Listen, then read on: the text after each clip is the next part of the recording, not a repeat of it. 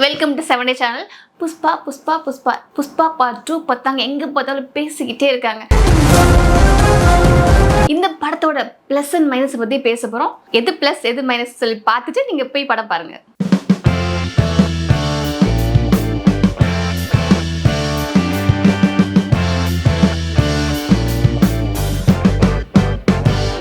படம் ஃபுல்லா நம்ம ஹீரோ பூ போட்டு சட்டை போட்டு ஸ்டைலா வேற லெவல்ல இருந்தாரு. அப்படியே அந்த சட்டையெல்லாம் பார்க்கும்போது அப்படியே நம்ம கண்ணே வந்துட்டு அப்படியே கண்ணே கூசும், அந்த அளவு கிளிட்டர் ஆகும். அந்த மாதிரி ஸ்டைலா இந்த படத்துல காஸ்டியூம் இருந்ததுன்னே சொல்லலாம்.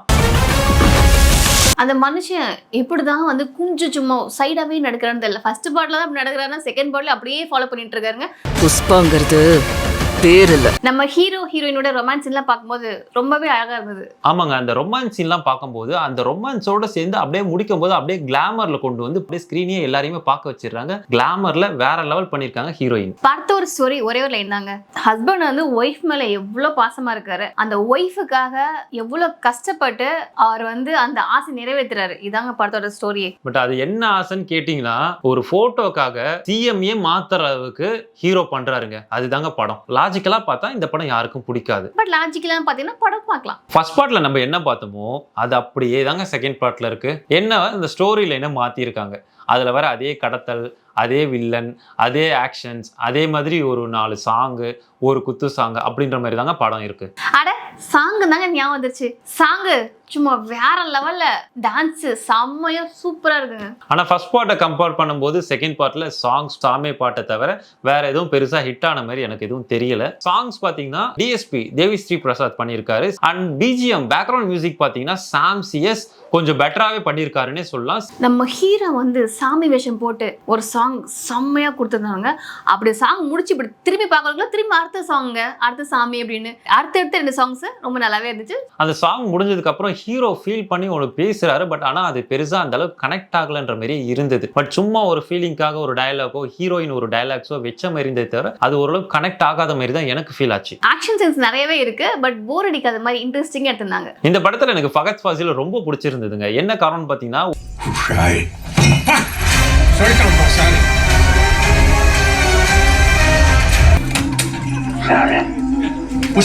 அந்த ஹீரோக்கும் வில்லனுக்குள்ள அண்டர்ஸ்டாண்டிங் நம்மளுக்கே அந்த வில்லனை பிடிக்க ஆரம்பிச்சிருங்க. அந்த அளவு இருந்தது. ஹீரோயின் ஆசைப்பட்ட மாதிரியே சிஎம் கூட போட்டோ எடுக்கிறதுக்காக அவர் கஷ்டப்பட்டு இந்த கடத்தெல்லாம் பண்றாரு. அதுக்கப்புறம் அந்த போட்டோவை எடுத்தாரா இல்லையா அப்படின்றத படம் ஃபுல்லாவே ஒரு 1000 லாரி 100 போட்டு அப்படின்ற மாதிரி ஒரு 1000 மக்கள்ன்ற மாதிரி படம் ஃபுல்லாவே ஒரு சீன்ஸுமே அப்படியே பிரம்மாண்டமா ஸ்கிரீனே ஃபுல்லா இருக்கிற மாதிரி பயங்கர செலவு பண்ணி எடுத்திருக்காங்க. படம் எந்த அளவு பிரம்மாண்டமா இருந்துச்சோ அதே மாதிரி டிக்கெட் புக்கிங் பிரம்மாண்டமா சும்மா 200 கோடி தாண்டிடுச்சுங்க. படம் வந்து ஒரு 2.5 ஹவர்ஸ்ல முடிஞ்சிருச்சு, கிளைமேக்ஸும் முடிஞ்சிடுச்சு அப்படின்னு நம்ம பார்த்துட்டு இருப்போம். ஆனா திருப்பியும் ஒரு 1/2 hour ஒரு 45 minutes எக்ஸ்ட்ரா வச்சு படத்தை ஒரு 3.25 மணி நேரம் இழுத்துருக்காங்க. அது எதுக்காக பாத்தீங்கன்னா தேர்ட் பார்ட்டோட லீட கொடுக்கணுன்றதுக்காக படத்தை ஒரு 1/2 hour மேல இழுத்துருக்காங்கன்னே சொல்லலாம்.